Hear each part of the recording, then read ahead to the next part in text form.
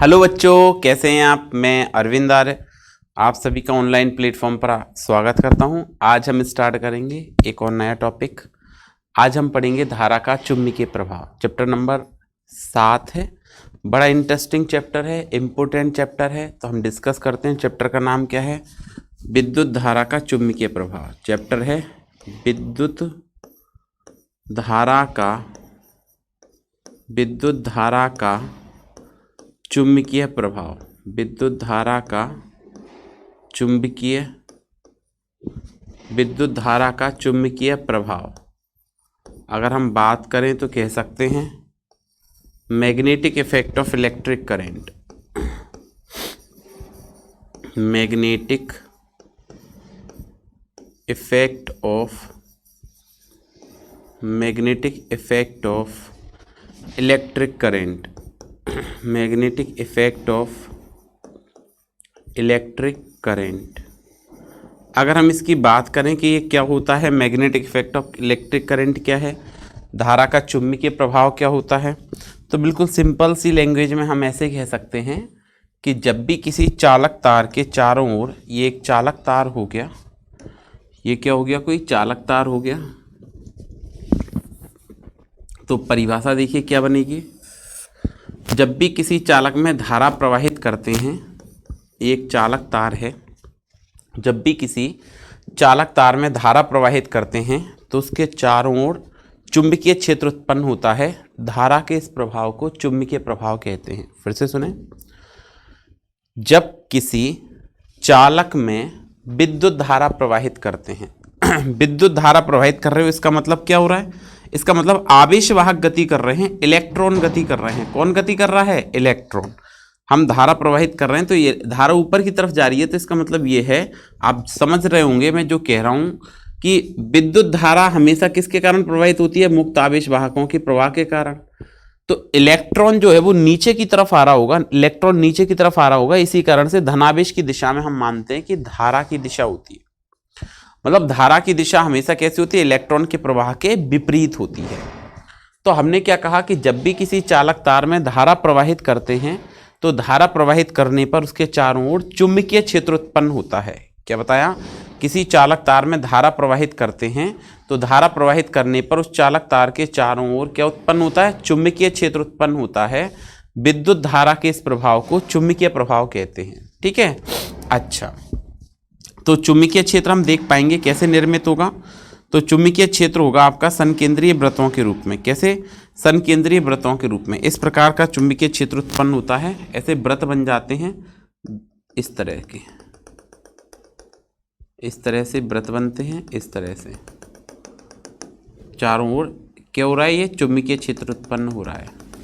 मतलब जब भी हम किसी चालक तार से धारा प्रवाहित करते हैं तो धारा प्रवाहित करने पर उसके चारों ओर चुंबकीय क्षेत्र उत्पन्न होता है।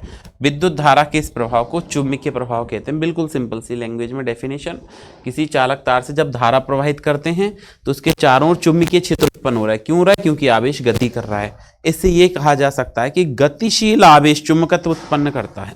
क्या निष्कर्ष निकला? गतिशील आवेश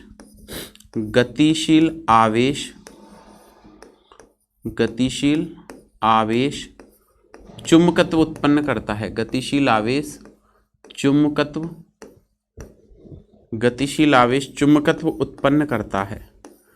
यहां से ये कहा जा सकता है, करता है।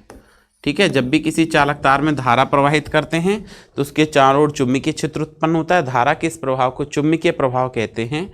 ठीक है, तथा इस प्रभाव की खोज, धारा के चुंबकीय प्रभाव की खोज ऑयस्टीन नाम के वैज्ञानिक द्वारा की गई। क्या कह सकते हैं? धारा के चुंबकीय प्रभाव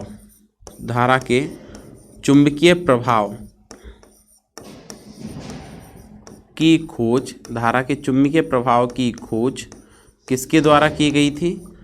खोज ऑयस्टेड नामक वैज्ञानिक द्वारा की गई थी। धारा के चुंबकीय प्रभाव की खोज ऑयस्टेड नामक वैज्ञानिक द्वारा की गई। ऑयस्टेड नामक वैज्ञानिक द्वारा की गई। ऑयस्टेड नामक वैज्ञानिक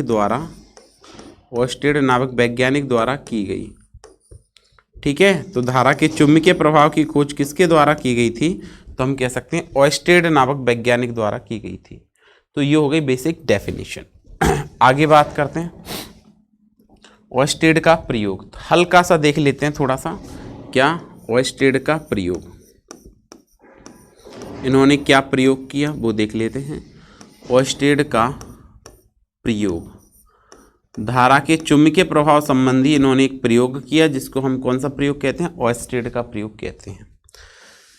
देखिए क्या था इस प्रयोग में, ऑयस्टेड का प्रयोग क्या था, तो इन्होंने क्या किया, एक बैटरी और एक कुंजी और एक धारा नियंत्रक, तीनों को श्रेणी क्रम में जोड़ दिया। किसकी सहायता से, एक चालक तार की सहायता से। ये चालक तार ले लिया, यहाँ पे एक ये चालक तार लिया, इस चालक तार की सहायता से इन्होंने एक बैटरी, कुंजी और धारा नियंत्रक आपस में इनको जोड़ दिया। ठीक है, अब इनको श्रेणी क्रम में जोड़ दिया और ये एक चालक तार हो गया, लाइव वायर हो गया। इस तरह से ये चालक तार हो गया, ये चालक तार हो गया, मतलब इसके ऊपर परत नहीं है किसी भी, जैसे हम इंसुलेशन चढ़ा देते हैं ना, इंसुलेशन होता है चालक तार के ऊपर, इस प्रकार का नहीं है, लाइव वायर है, खुला हुआ तार है। ये चालक तार हो गया आपके पास कितना, ए बी, ये ए और ये बी, ये बिंदु प्लस माइनस बैटरी, कुंजी, धारा नियंत्रक। तो इसमें धारा प्रवाहित होगी और इसके पास इन्होंने क्या रखा, एक चुंबकीय कंपास को रखा। किसको रखा, एक चुंबकीय सुई रखी। क्या रखी, एक चुंबकीय सुई, इस प्रकार से ये चुंबकीय सुई रखी। तो इस चुंबकीय सुई के इधर इन्होंने इस तरह से इसके पास एक चुंबकीय सुई रखी। जब एक चुंबकीय सुई रखी तो इन्होंने क्या किया, इसको इस तरह से एक जोड़ दिया।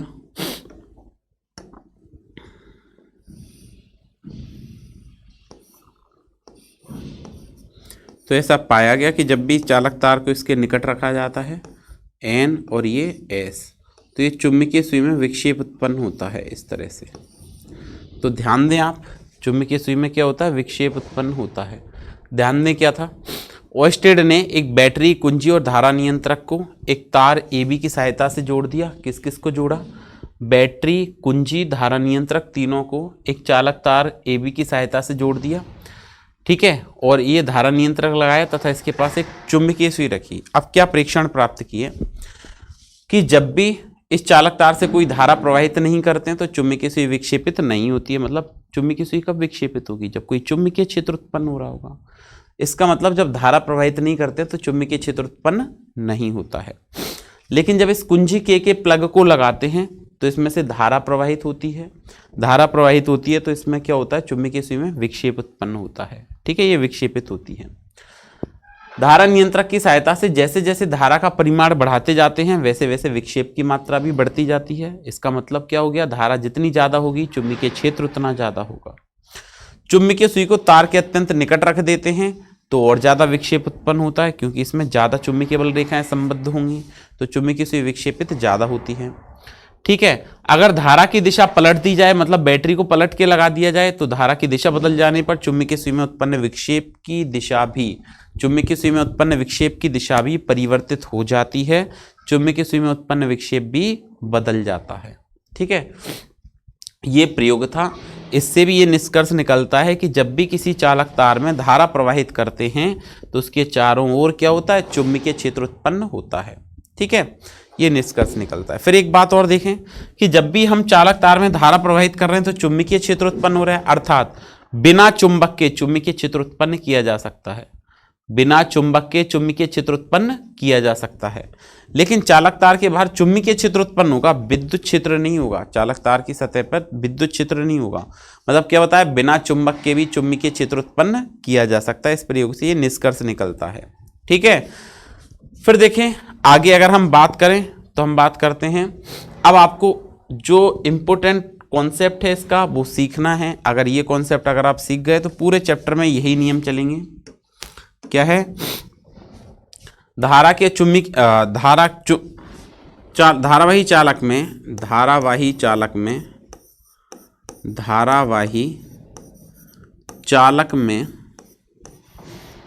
धारावाही चालक में चुंबकीय क्षेत्र ज्ञात करने के नियम। चुंबकीय क्षेत्र की दिशा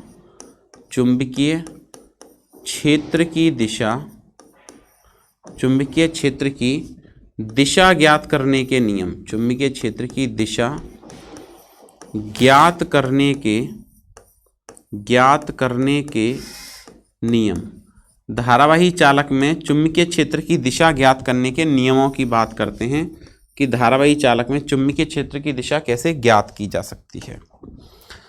तो देखें, इसमें पहला आया चुंबकीय क्षेत्र की दिशा ज्ञात करने के नियम में पहला नियम कौन सा आया, पहला कॉन्सेप्ट अगर हम बात करें तो क्या आया, पहला आया दाएं हाथ की हथेली का नियम। क्या लिखेंगे, पहला दाएं हाथ की हथेली का नियम। ये क्या कहता है, तो देखें पहला नियम लिखते हैं, क्या कहता है ये पहला नियम, ये नियम है दाएं हाथ की हथेली का नियम। तो हमने लिखा दाएं हाथ की हथेली का नियम, दाएं हाथ की हथेली का नियम। समझें, बिल्कुल सिंपल सा कॉन्सेप्ट है। दाएं हाथ की हथेली के नियम की बात करें तो ये नियम क्या कहता है, इस नियम के अनुसार यदि हम दाएं हाथ को इस प्रकार से फैलाएं, ध्यान दें, इस नियम के अनुसार, ये नियम जितने भी हैं बड़े इंपॉर्टेंट हैं, अच्छे से पढ़ना है। इस नियम के अनुसार यदि दाएं हाथ को इस प्रकार से फैलाएं कि अंगूठा एवं उंगलियां एक दूसरे के लंबवत हों, इस नियम के अनुसार यदि हम अपने दाएं हाथ को इस प्रकार से फैलाएं कि अंगूठा एवं उंगलियां एक दूसरे के लंबवत हों, तब अंगूठा चालक में प्रवाहित धारा की दिशा को और उंगलियां उस बिंदु को निरूपित करती हैं जिस पर चुंबकीय क्षेत्र ज्ञात करना है। फिर से बात सुने, क्या कहता है दाएं हाथ की हथेली का नियम। इस नियम के अनुसार यदि दाएं हाथ के अंगूठा एवं उंगलियों को इस प्रकार फैलाएं कि वो एक दूसरे के लंबवत हों, तो अंगूठा चालक में प्रवाहित धारा की दिशा एवं उंगलियां उस बिंदु को निरूपित करती हैं जिस पर चुंबकीय क्षेत्र ज्ञात करना है। तब चुंबकीय क्षेत्र हथेली के तल के लंबवत होता है। कैसे होगा चुंबकीय क्षेत्र, हथेली के तल के लंबवत। बात समझ में आ गई। अब जरा इसको समझ लेते हैं एग्जाम्पल से। नियम को ध्यान से सुनना है। क्या बताया, इस नियम के अनुसार यदि दाएं हाथ के अंगूठा एवं उंगलियों को इस प्रकार फैलाएं कि वो एक दूसरे के लंबवत हों, तब अंगूठा चालक में प्रवाहित धारा की दिशा को और उंगलियां उस बिंदु को निरूपित करती हैं जिस पर चुंबकीय क्षेत्र ज्ञात करना है। और चुंबकीय क्षेत्र कैसे आएगा, ये जो हथेली है इसके तल के कैसे आएगा, लंबवत आएगा। जैसे एग्जाम्पल के साथ देखें, देखो ये मैंने एक धारावाही चालक लिया, ये एक क्या हो गया, धारावाही चालक, ठीक है। ये एक धारावाही चालक लेते हैं हम, ये हो गया आपके पास एक धारावाही चालक, इस तरह से ले लिया, एक धारावाही चालक है, ठीक है। फिर सॉरी,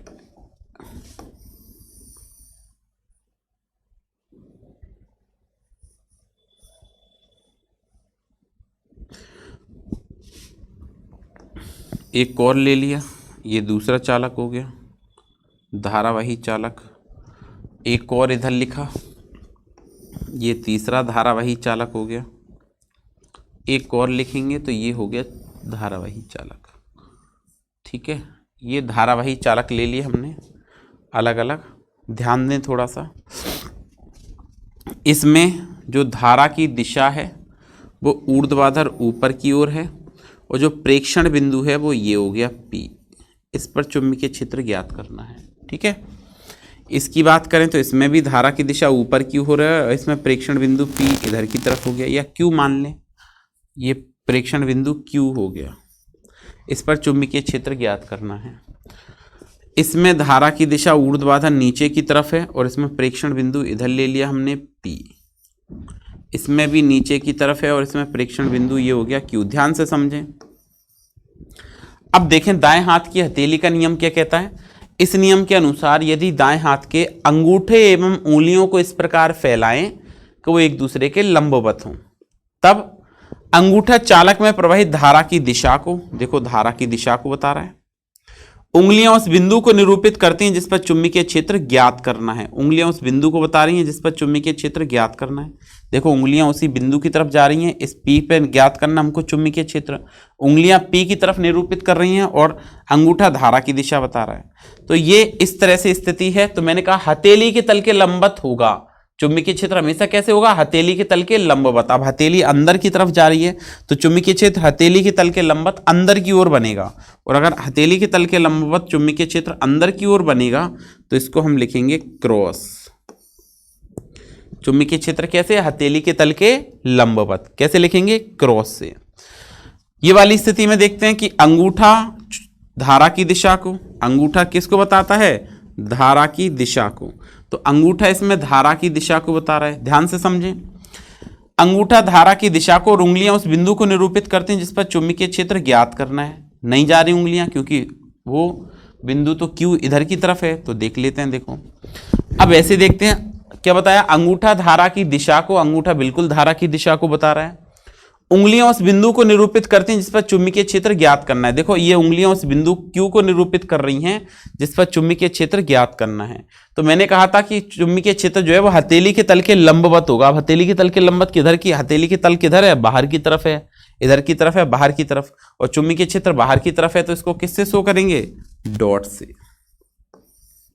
क्या बात समझ पा रहे हो। देखो उंगलियां धारा की दिशा को, सॉरी अंगूठा धारा की दिशा को, उंगलियां उस बिंदु को बताती हैं जिस पर चुंबकीय क्षेत्र ज्ञात करना है। तो चुंबकीय क्षेत्र हथेली के तल के लंबवत अंदर की ओर होगा। यहां पे बात करें तो अंगूठा धारा की दिशा को, उंगलियां उस बिंदु को बताती हैं जिस पर चुंबकीय क्षेत्र ज्ञात करना है। चुंबकीय क्षेत्र हथेली के तल के लंबवत बाहर की ओर आएगा। इस पर फिर से देखें अंगूठा धारा की दिशा को, बिल्कुल अंगूठा धारा की दिशा में जा रहा है। अंगूठा धारा की दिशा को उंगलियां उस बिंदु को बताती हैं। उंगलियां क्या बता रही हैं, उस बिंदु को निरूपित करती हैं जिस पर चुंबकीय क्षेत्र आपको क्या करना है, ज्ञात करना है। तो देखो अंगूठा तो धारा की दिशा में जा रहा है, उंगलियां उस बिंदु की तरफ जा रही हैं जिस पर चुंबकीय क्षेत्र ज्ञात करना है, ऐसे। तो चुंबकीय क्षेत्र हथेली के तल के लंबवत कैसे आ रहा है, बाहर की ओर। और बाहर की ओर आ रहा है तो हम इसको कैसे शो करेंगे, डॉट से। यहां देखें अंगूठा धारा की दिशा को बताता है। अंगूठा किसको बताता है, धारा की दिशा, नीचे की तरफ जा रही है धारा की दिशा को। उंगलियां उस बिंदु को निरूपित कर रही हैं जिस पर चुंबकीय क्षेत्र ज्ञात करना है। बिल्कुल उंगलियां उस बिंदु की तरफ जा रही हैं तो चुंबकीय क्षेत्र कैसे आएगा, हथेली के तल के लंबवत अंदर की ओर आएगा। और अंदर की ओर आएगा तो इसको हम क्रॉस से शो करेंगे। ये धारा की दिशा हो गई, ये भी धारा हो गई। तो बात समझ में आई। मतलब क्या कहा आपसे कि यदि चुंबकीय क्षेत्र कागज के तल के लंबवत या किसी भी सतह के तल के लंबवत, क्या कहा, यदि चुंबकीय क्षेत्र, यदि चुंबकीय क्षेत्र, चुंबकीय क्षेत्र, यदि चुंबकीय क्षेत्र हथेली के तल के लंबवत अंदर की ओर है, हथेली के तल के लंबवत, हथेली के तल के लंबवत, हथेली के तल के लंबवत, लंबवत अंदर की ओर है, हथेली के तल के लंबवत अंदर की ओर है, अंदर की ओर है, तब उसे क्रॉस, तब उसे क्रॉस एवं चुंबकीय क्षेत्र, एवं चुंबकीय क्षेत्र, चुंबकीय क्षेत्र हथेली के तल के लंबवत, चुंबकीय क्षेत्र हथेली के तल के लंबवत, हथेली के तल के लंबवत, हथेली के तल के लंबवत बाहर की ओर है। लंबवत हथेली के तल के लंबवत बाहर की ओर है, हथेली के तल के लंबवत बाहर की ओर है, बाहर की ओर है, तब उसे डॉट से प्रदर्शित करते हैं। तब उसे किससे प्रदर्शित करते हैं, तब उसे डॉट, तब उसे डॉट से प्रदर्शित करते हैं, डॉट से प्रदर्शित करते हैं। ठीक है, ये बात ध्यान रखना, ये नियम बहुत जगह काम आएगा, इम्पोर्टेंट नियम है। ठीक है, तो इस नियम का विशेष ध्यान रखें। तो ये हो गया दाएं हाथ की हथेली का नियम, समझ पा रहे हैं आप। नेक्स्ट देखें, अब हम बात करते हैं दाएं हाथ की हथेली के नियम के बाद दाएं हाथ का नियम। ये क्या कहता है देखें, तो हमने नेक्स्ट क्या लिखा, दाएं हाथ का नियम। इसमें दाएं हाथ का नियम, दाएं हाथ का नियम।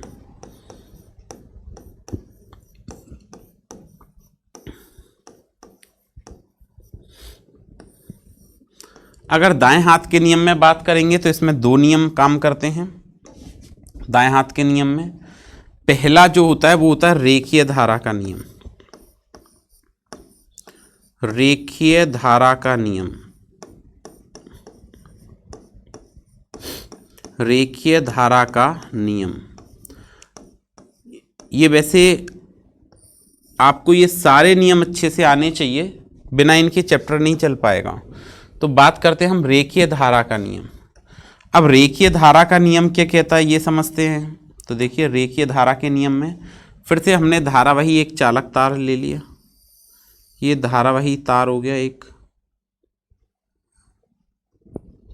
ठीक है। एक ये धारावाही चालक तार हो गया इधर की तरफ, ये भी हमने एक धारावाही चालक तार ले लिया, ठीक है। अच्छा, तो देखिए रेखीय धारा का नियम क्या कहता है कि एक कंडीशन में इसमें प्रवाहित धारा ऊपर की ओर है, कैसे जा रही है, ऊर्ध्वाधर ऊपर की ओर। और इस कंडीशन में जो धारा की दिशा है वो चालक तार में कैसे बन रही है, ऊर्ध्वाधर नीचे की ओर, ठीक है। तो देखें ये नियम क्या कहता है, दाएं हाथ का नियम, दाएं हाथ का नियम। और दाएं वो था दाएं हाथ की हथेली का नियम, यह है दाएं हाथ का नियम। इसमें पहला पढ़ रहे हैं रेखीय धारा का नियम। सॉरी, रेखीय धारा का नियम क्या कहता है कि इस नियम के अनुसार यदि दाएं हाथ के अंगूठा एवं उंगलियों को इस प्रकार फैलाएं कि वो एक दूसरे के लंबवत हों, तब अंगूठा धारा की दिशा को, अंगूठा किसको, धारा की दिशा को, और जिस दिशा में भी उंगलियां मुड़ती हैं, जिस दिशा में भी उंगलियां मुड़ती हैं वो चुंबकीय क्षेत्र की दिशा को व्यक्त करता है। जिस दिशा में भी उंगलियां मुड़ती हैं वो किसको व्यक्त करता है, चुंबकीय क्षेत्र की दिशा को। तो ये देखो धारा, अंगूठा धारा की दिशा में, अब उंगलियां कैसे मुड़ रही हैं, एंटी क्लॉकवाइज मुड़ रही हैं। कैसे मुड़ रही हैं, एंटी क्लॉकवाइज, वामावर्त दिशा में मुड़ रही हैं। कैसे मुड़ रही हैं, वामावर्त दिशा में। तो धारा कैसे आएगी, वामावर्त, इस तरह से। अंगूठा धारा की दिशा को और उंगलियां ऐसे मुड़ रही हैं, ऐसे। तो ये चुंबकीय क्षेत्र की दिशा को व्यक्त करते हैं।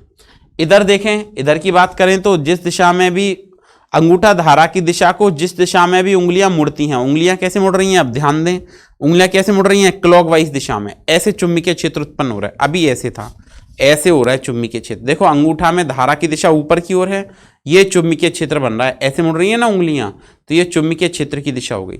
लेकिन जब ये नीचे जा रहा है तो उंगलियां ऐसे मुड़ रही हैं, मतलब चुंबकीय क्षेत्र ऐसे बन रहा है, क्लॉकवाइज, ठीक है।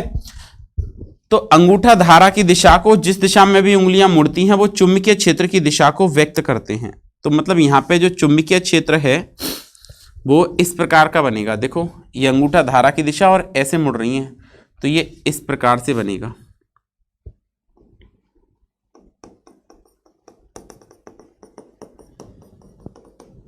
ये चुंबकीय क्षेत्र बनेगा ऐसे, समझ पा रहे हैं बात को। चुंबकीय क्षेत्र कैसे बनेगा, इस तरह से, संकेंद्रीय वृत्तों के रूप में। और देखें तो इस प्रकार का संकेंद्रीय वृत्त बनेंगे इसमें, और देखें तो इस प्रकार के वृत्त बनेंगे इसमें, इस प्रकार से। अब ये 3D है, थोड़ा सा समझें बात को। ऐसे नहीं बनेगा चुंबकीय क्षेत्र, ऐसे ही बनेगा वृत्त में, ठीक है। जैसे ये धारा की दिशा ऊपर की ओर है, तो यदि दाएं हाथ से हम किसी धारावाही चालक को इस प्रकार से पकड़ें कि अंगूठा धारा की दिशा को, और जिस दिशा में भी उंगलियां मुड़ेंगी, उंगलियां ऐसे मुड़ रही हैं, तो ये चुंबकीय क्षेत्र की दिशा को। इस कंडीशन में अंगूठा धारा की दिशा को, जिस दिशा में भी उंगलियां मुड़ती है वो चुंबकीय क्षेत्र की दिशा को, मतलब लंबवत जाएगी सतह से, ठीक है। कैसे जाएंगी, सतह के लंबवत। तो थोड़ा सा अगर अपन इसको 3D शेप देते हैं तो ये कुछ इस प्रकार का बनेगा डायग्राम, इस तरह से,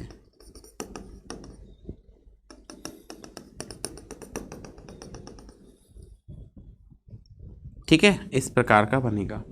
इसमें बात करें तो इसमें भी ऐसे ही,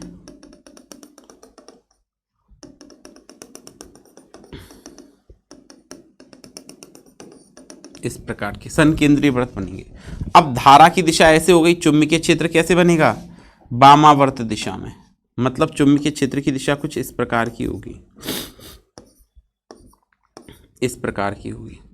इसमें अंगूठा धारा की दिशा को नीचे की तरफ आएगा, ये चुंबकीय क्षेत्र इधर इस तरह से, तो इसमें कैसे आ रहा है, क्लॉकवाइज आ रहा है, क्लॉकवाइज, मतलब हम क्या लिख सकते हैं इसको, दक्षिणावर्त, दक्षिणावर्त, ठीक है। और ये कैसे बन रहा है, ये बन रहा है वामावर्त, वामावर्त, मतलब एंटी क्लॉकवाइज, क्या कह सकते हैं, एंटी क्लॉकवाइज, ये दिशाएं बन रही है, एक में दक्षिणावर्त मतलब क्लॉकवाइज और एक में एंटी क्लॉकवाइज, ठीक है।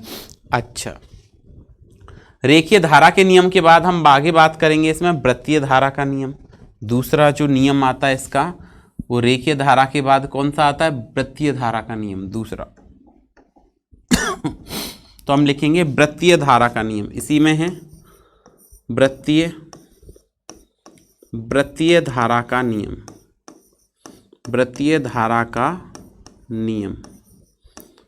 वृत्तीय धारा का नियम क्या कहता है, इस नियम के अनुसार, अब देखो पहले से स्थिति बदल जाएगी। वृत्तीय धारा का नियम क्या कहता है, ये एक वृत्ताकार धारावाही चालक हो गया, ठीक है।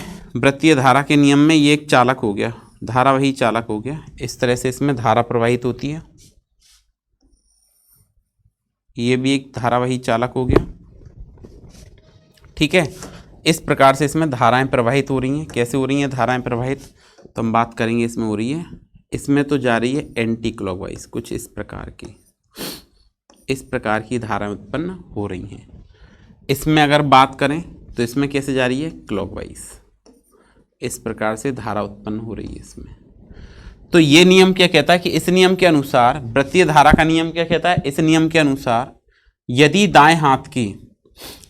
दाएं हाथ से किसी वृत्तीय धारावाही चालक इस प्रकार से पकड़ें कि जिस दिशा में भी उंगलियां मुड़े वो धारा की दिशा बदल गया। पहले ये चुंबकीय क्षेत्र बता रहा था, अब ये किसको बता रही है, धारा की दिशा को बता रहा है। किसको बता रहा है, धारा की दिशा को।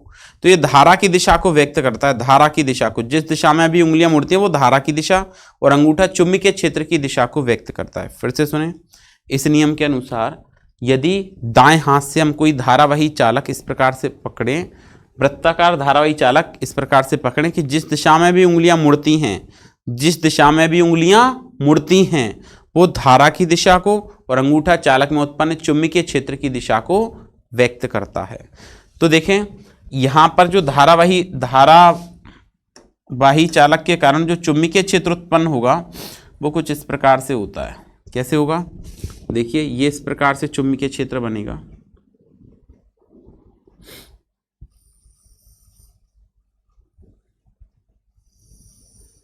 इस प्रकार से। ये चुंबकीय क्षेत्र की दिशा बता रहा है, इस प्रकार से जाएगा।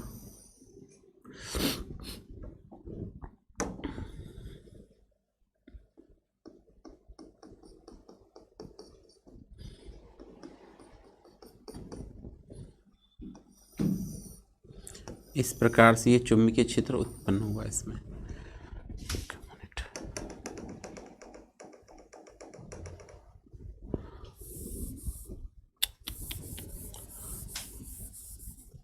ये धारा की दिशा हो गई, ये चुंबकीय क्षेत्र हो गया। अब देखें यहाँ पे, अगर हम यहाँ पे बनाते हैं तो ये इस प्रकार का चुंबकीय क्षेत्र उत्पन्न होता है, इस तरह से, इस तरह से ये चुंबकीय क्षेत्र ऐसे उत्पन्न होता है।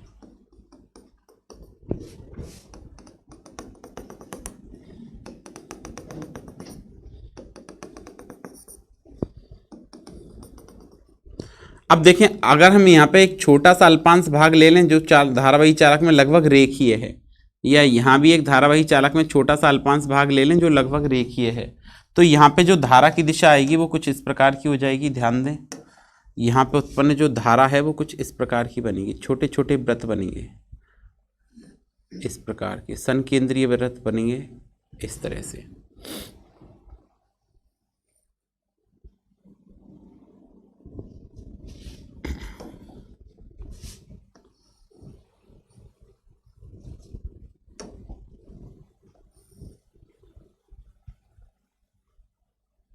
इस प्रकार से चुंबकीय क्षेत्र उत्पन्न होगा। ऐसे सेम यहाँ पे भी।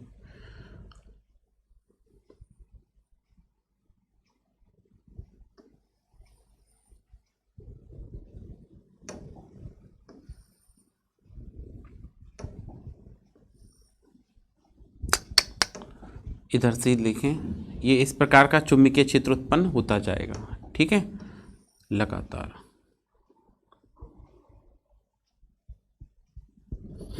तो इस प्रकार से इस तरह से चल रहा है चुंबकीय क्षेत्र। सॉरी, ये धारा नीचे की तरफ जा रही है, तो यहाँ पे चुंबकीय क्षेत्र ऐसे बनेगा। ये धारा कहाँ जा रही है? इधर की तरफ जा रही है, नीचे की तरफ। तो इसमें जो धारा की दिशाएं होंगी वो कुछ इस प्रकार से निकलेंगी, इस प्रकार से। ठीक है, इसमें उल्टा हो जाएगा मामला, इस प्रकार से जाएगा। तो इस प्रकार से इसके कारण जो चुंबकीय क्षेत्र है वो कुछ इस प्रकार का उत्पन्न होता है। ठीक है, सॉरी, इस प्रकार का, इसके उल्टा। ये वृत्तीय धारा का नियम आ गया। अगर देखो इसमें कैसे बन रहा है, क्लॉकवाइज बन रहा है, क्लॉकवाइज ऐसे चल रही है, तो नीचे की तरफ बनेगा चुंबकीय क्षेत्र। इसमें चुंबकीय क्षेत्र की दिशा कैसे है? इस तरह से है, ऊपर की तरफ। तो इस प्रकार से इसको कंसीडर किया जाएगा, ऊपर की तरफ। चुंबकीय क्षेत्र की दिशा कैसे आएगी? ऊपर की तरफ आएगी, इस प्रकार से। ऐसे ये चुंबकीय क्षेत्र बनेगा ऊपर की तरफ। अब अगर इसमें बात करें हम, तो ये धारा की दिशा के कारण जो चुंबकीय क्षेत्र उत्पन्न होगा वो आपका नीचे की तरफ आएगा, इस प्रकार का आएगा ये। तो ये धारा ऐसे जा रही है, चुंबकीय क्षेत्र नीचे की तरफ बन रहा है, तो मतलब चुंबकीय क्षेत्र की दिशा इस प्रकार से नीचे की तरफ बनेगी। और अगर बात करें तो इस प्रकार का,